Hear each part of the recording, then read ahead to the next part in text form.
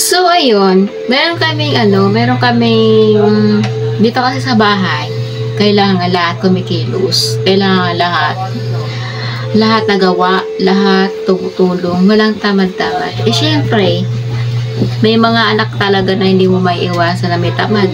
Tulad na lang ni Bejay. Abang naglilinis kami ni Bejay, tinutulungan ako ni Bejay, tinan mo naman yung isa kong anak.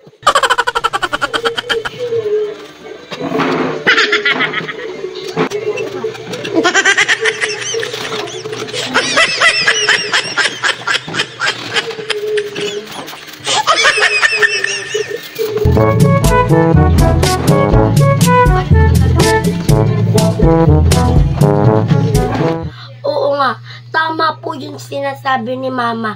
Napakatamad po talaga ni Bijay. Diba po, naglilinis po ko. Ganyan po ng ganyan. Parang sama po ng dating sa amin.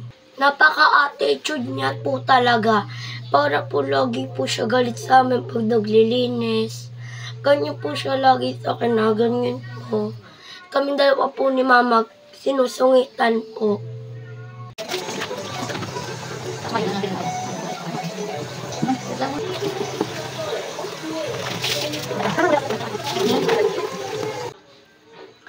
Aba, kailangan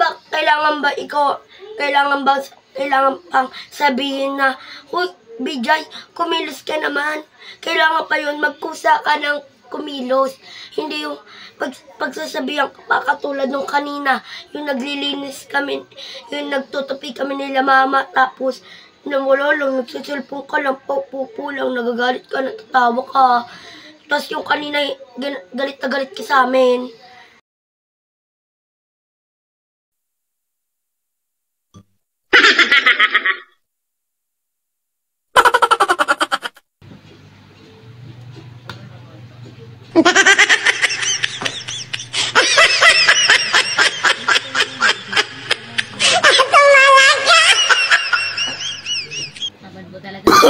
Oh, no, no, no, no.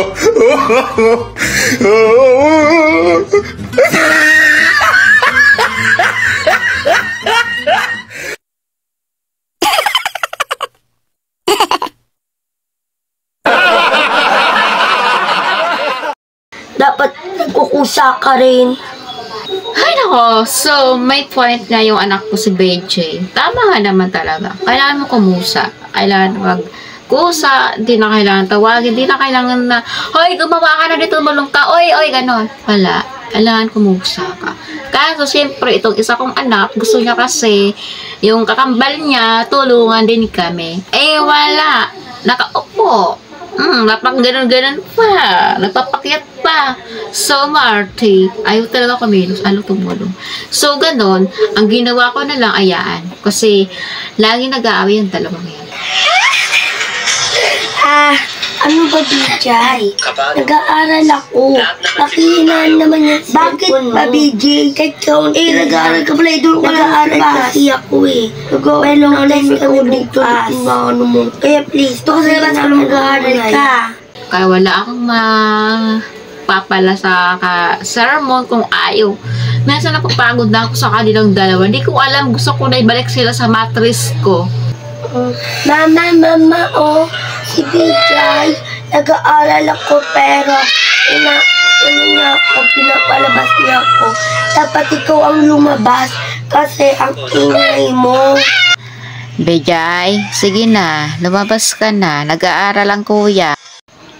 Bala nga kayo dyan, sa labas na lang ako. Ay nako talaga naman, Bijay, nako talaga na. Lagi mo lang mga sinasabi si Bijay, Mama. At ayaw mo laging tawagin ako ng Bijay. Lagi na Bijay, Mama. Siya lang lagi yung gusto mong tumulong. Pero ako ayaw mo tumulong. Pero gusto mo rin si Bijay. Lagi na si Bijay. Wala nang BJ na pangalan na binibigay sa akin ni Mama. Aminin mo kasi, Mama, mas favorite mo sa akin mas favorite mo sa akin si BJ. Kaya lagi mo siya tinatawag na BJ. Wala nang BJ dito.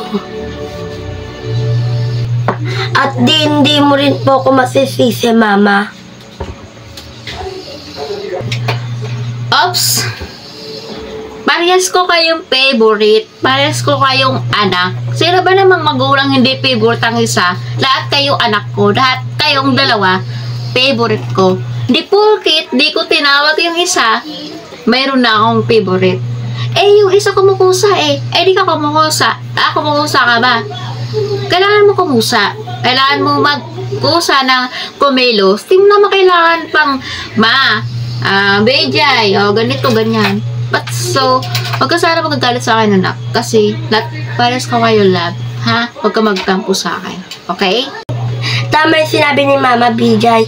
Lagi mo siyang gagalangin. Lahat naman tayo favorite ni Mama. Walang hindi favorite sa atin. Siya ang ina natin, siya nag-iri sa atin. Kaya favorite niya tayo. Kaya, gumalang ka kay Mama. So, abangan na part 2.